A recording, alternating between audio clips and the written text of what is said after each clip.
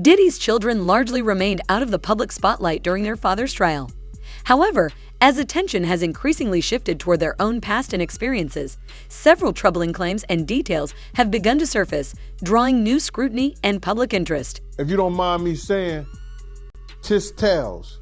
And she said that she was going through the whole lawsuit. And in the lawsuit, it stated that he was recording a song.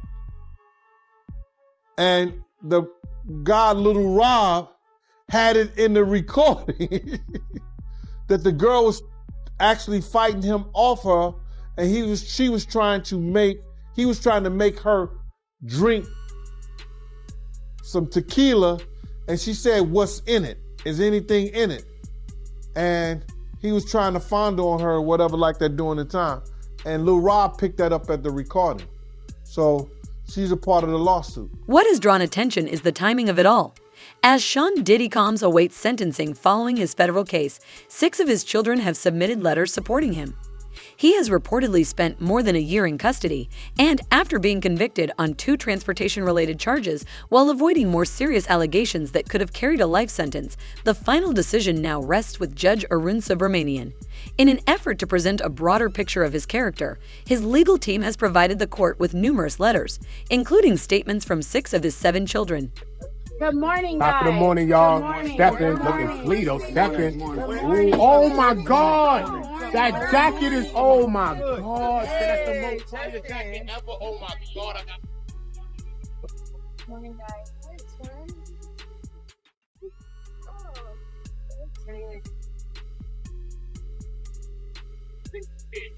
In their letters, Diddy's children described him as a caring and dependable father who played a central role in their lives and helped shape the values they hold today.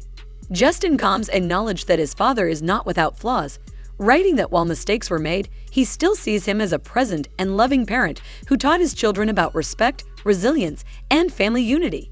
He also referred to him as the emotional foundation of their family. However, former associate Gene Deal has questioned that image, arguing that it presents only one side of the story and suggesting that Justin could have personal reasons for supporting his father during this period. Let me just tell you something, bro. And this is real talk.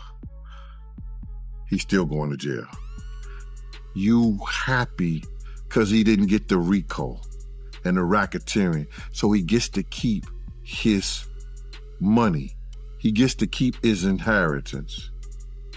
He gets to keep all the that they stole over the years from other people. That's why he happy. Him and Puff wasn't that tight.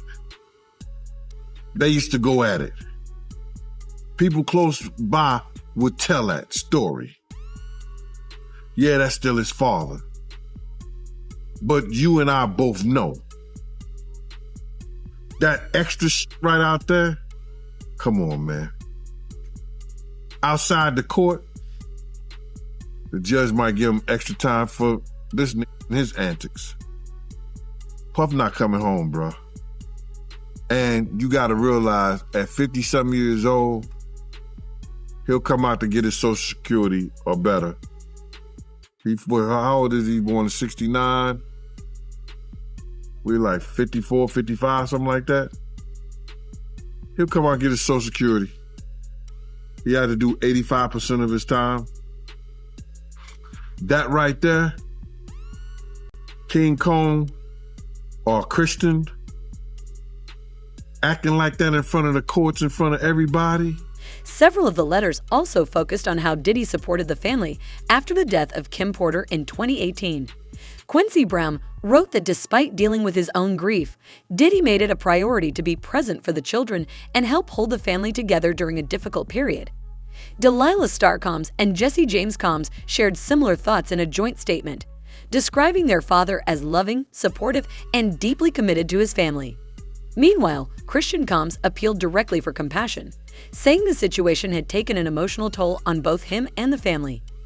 Even with those letters, family support alone is unlikely to determine the outcome of sentencing.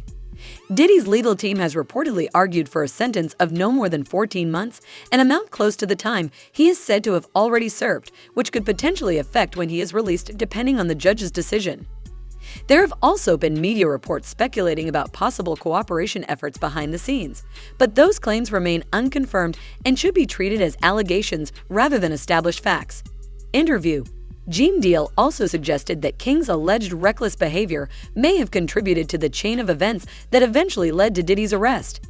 However, this remains his personal opinion and has not been confirmed through court findings or official statements. Well, Diddy is upping his offer to the government. He wants out of jail right now. You know that he is still behind bars at Brooklyn MDC while he is awaiting his sentence in October. But right after he was sentenced, they tried to get out on bail. They made an offer. They said, we'd like for him to be released on $1 million bail. The judge shut that down. So now it's like he's playing Let's Make a Deal, right?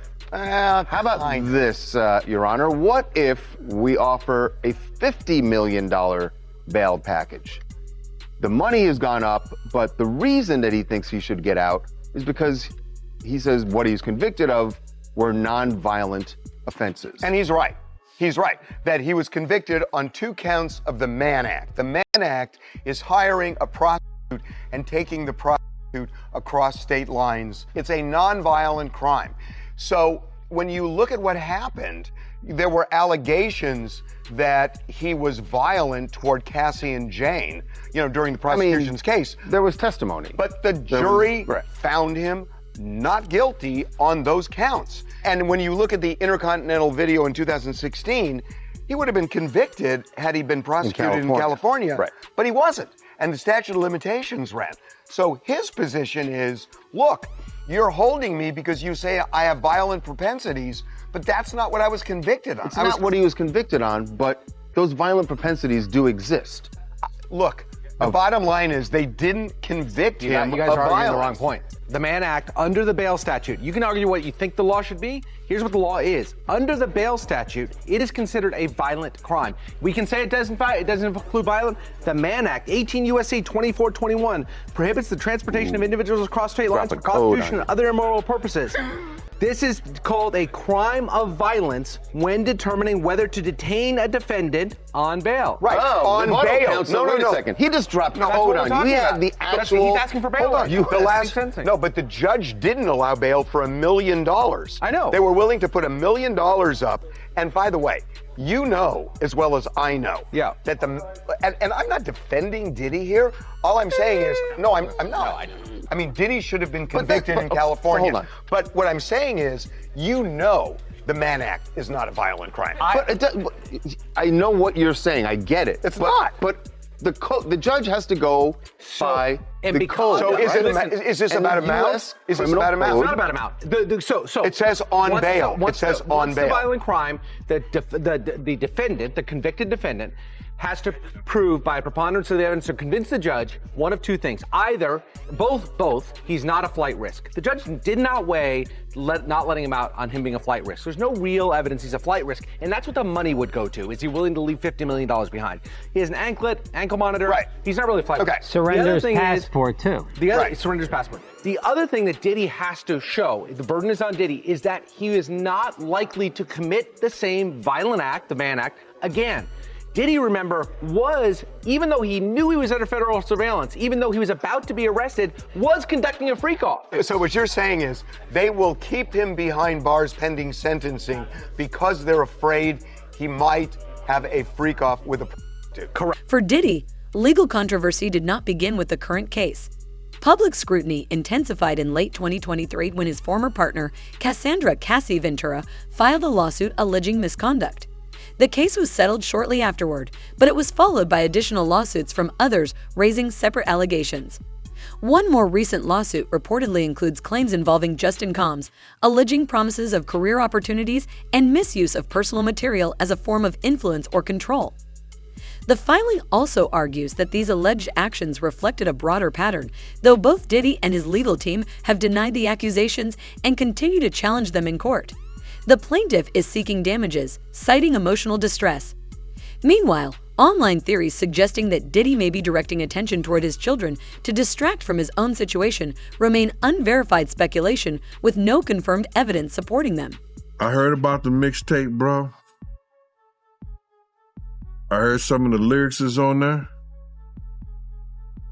But when do you grow up, man, and be who you really are?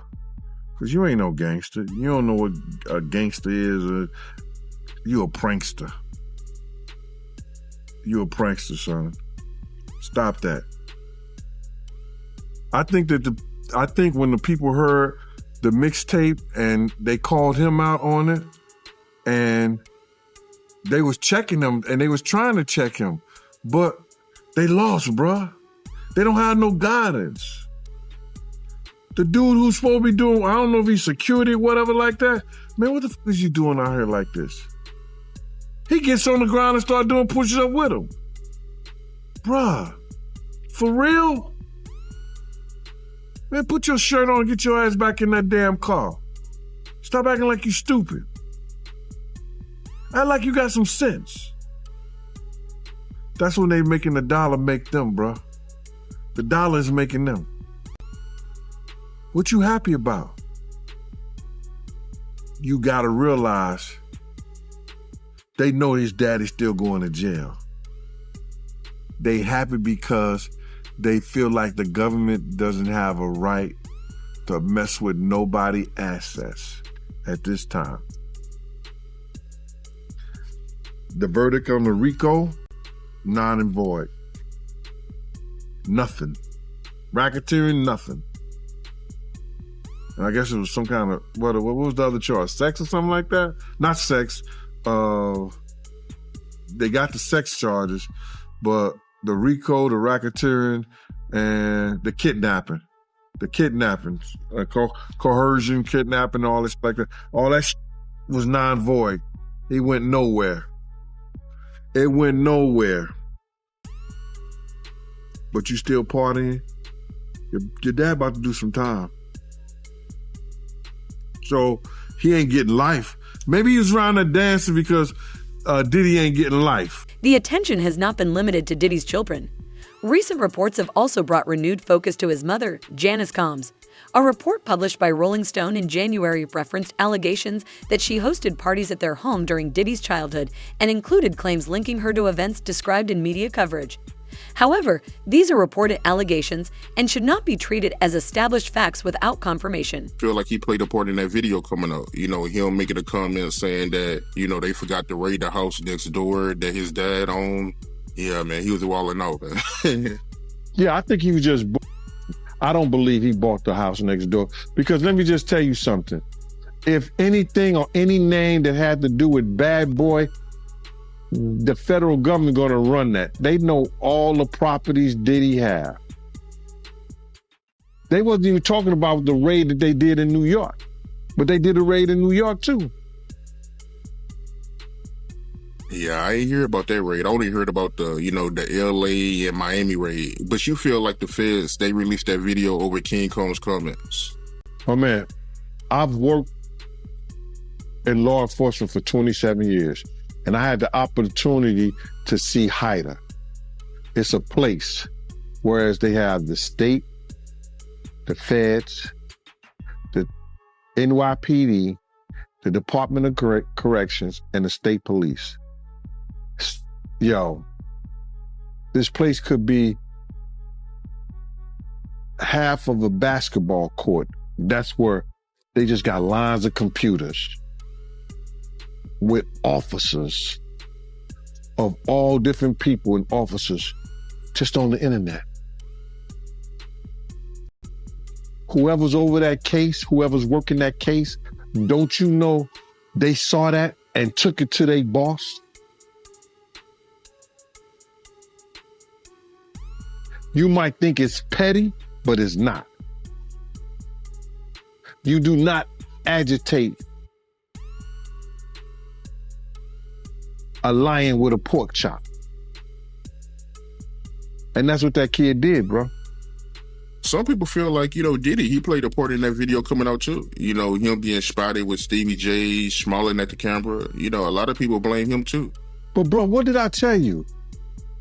He's such a narcissist that he has to be in the public. Gene Deal went further by making additional allegations about Diddy and his mother, Janice Combs. However, claims of an inappropriate relationship are extremely serious and remain unverified. Unless supported by credible evidence or official findings, they should be presented as allegations rather than facts.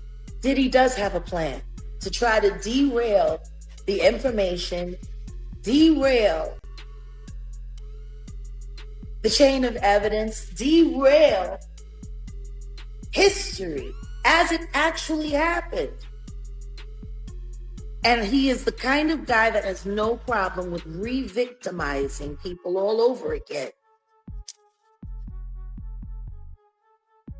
Let's just keep it a buck. These girls showed up at a very opportune time, did they not? Adria and Lamisha Fuller. Very opportune time. I do Pierce Morgan. The elites go insane.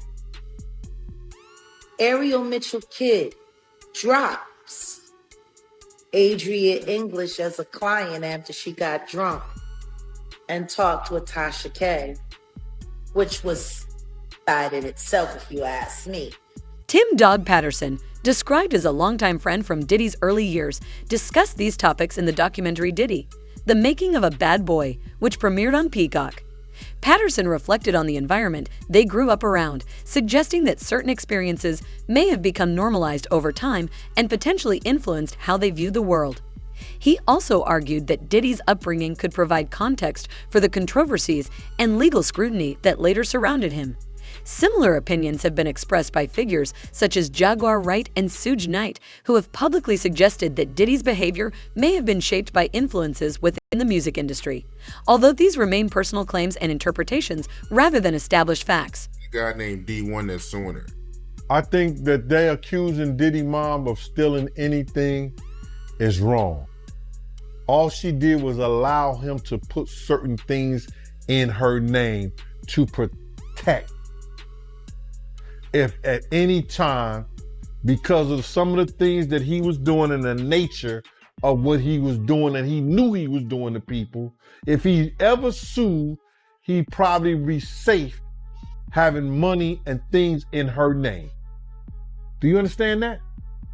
See, I don't believe Miss Combs gave that stuff up a long time ago when she used to do her little modeling thing with her little ladies other night, the little wild parties. When she gave that up, I don't think she was in the business. I don't think she was in the business to know exactly where the money's going, how's coming in, who she taking it from. He was just doing it and putting it and had the authority to put it in her name. You understand what I'm saying? Right, but let me ask you this. Do you think she knew what he was doing? I believe she knew he was doing the freak-offs, but do I believe she knew he was allocating different monies to different places and which way it was going, which offshore accounts, which Swiss banks accounts and all this shit was going in? Nah. I think she just was enjoying the fruits of the labor. But why you believe she knew about the freak-offs? Because one of the witnesses said she was there. I'm looking at his mother and him on the couch, and both of them are getting IVs after one of the Diddy parties. Allegedly. I'm gonna say allegedly because I wasn't there and I didn't know, but they showed them both getting IVs on the couch. So my whole thing about this thing is that I'm not saying that she was ever at a freak off, she was ever at that type of party, but you can't tell me Miss Janice Combs, who was always at the regular parties, didn't know nothing about the freak off parties. This is the same dude, bruh, that used to disrespect his mother. So I seen the love now that they have for each other only on film and camera. You know, on the YouTube or Instagram or wherever they were showing it and stuff like that. But this the same guy that Kirk Burrows once told me he slapped his mother. And I told everybody, had I known he slapped his mother after I told Kirk Burrows, Kirk told me after I straightened his ass out for cussing his mama out. His mother came in the limousine and he was on the phone and she said, yo, why don't you tell these people like that? And he just cussed her clean out like on some, didn't I tell you to stay out my motherfucking business? And I was like, yo, I was shocked. She didn't say nothing. I said to him, I said, yo, boy, let me tell you something. If you ever cuss your mama again, I'm gonna beat the shit out you. You ain't gonna bring nothing but bad luck to us treating your mama like that. Overall, the 90-minute documentary presents the idea that Diddy's upbringing, family relationships, and early environment may have influenced the person he later became, while also raising questions about whether those experiences had an impact on the next generation. The film explores these themes through interviews, personal accounts, and commentary, but many of the claims remain interpretations rather than proven facts. What do you think about the documentary's perspective and the issues it raises? Share your thoughts in the comments below. Clive Davis put Sean Combs in position. That's what Clive Davis does. The amount of abuse Janis Joplin suffered when she wanted to leave Clive Davis management. The amount of Whitney Houston suffered when she was ready to write her book. And then all of the she suffered. You know, Luther Vandross, it was nasty work, Clive.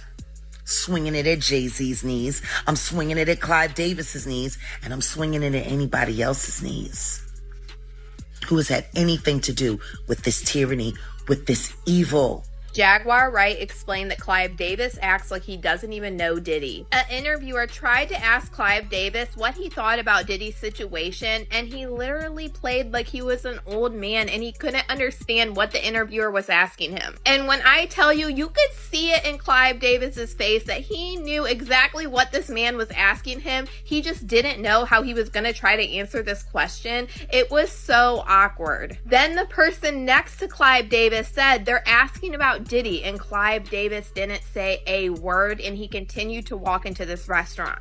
This interviewer waited outside of this restaurant for Clive Davis to come out and then asked him about Diddy all over again, and Clive Davis wouldn't even look this man in the eye, and he continued to get in his car, and he actually rolls up the window on this interviewer. And we know that Clive Davis is the person that mentored Diddy and helped him with Bad Boy Records. And Jaguar Wright has talked about Clive Davis and Diddy's relationship for a long time. A lot of people are curious about the status of P. Diddy.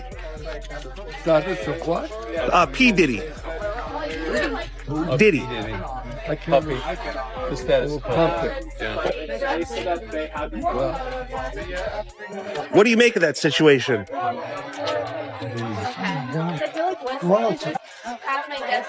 right. No comment from Clive Davis on P. Diddy. Mr. Davis, you're a major influence on the career of P. Diddy. Have you spoken to him since the federal raid? Yes. Have you spoken to Sean Combs?